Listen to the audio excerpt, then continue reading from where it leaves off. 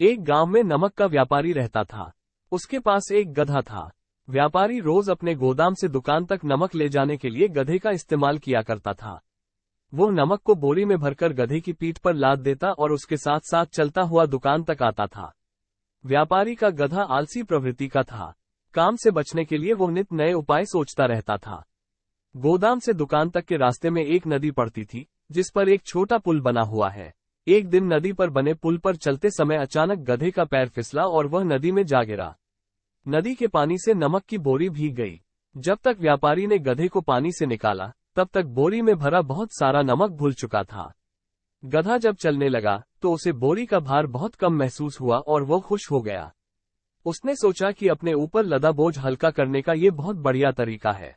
अगले दिन वो जानबूझकर नदी में गिर पड़ा। नमक पानी में घुल जाने से बोरी का वजन फिर कम हो गया। उसके बाद से वो हर रोज ऐसा ही करने लगा। रोज रोज गधे की ये हरकत देखकर व्यापारी उसकी चालाकी समझ गया। उसने गधे को सबक सिखाने का फैसला कर लिया और अगले दिन बोरी में नमक के स्थान पर रुई भरकर गधे की पीठ पर लाद दिया। रुई हल्की थी। इसके बाद भी आलसी गधे ने सोचा कि क्यों न रोज की तरह नदी के पानी में गिरकर इस वजन को और कम कर लिया जाए।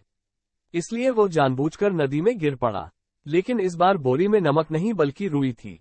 पानी में भीगकर रुई का वजन कई गुना बढ़ गया। गधा जब उठकर चलने को हुआ तो इतने भारी बोझ से उसका बुरा हाल हो गया। उस दिन के बाद से उसने कभी आलस न करने का निर्णय किया।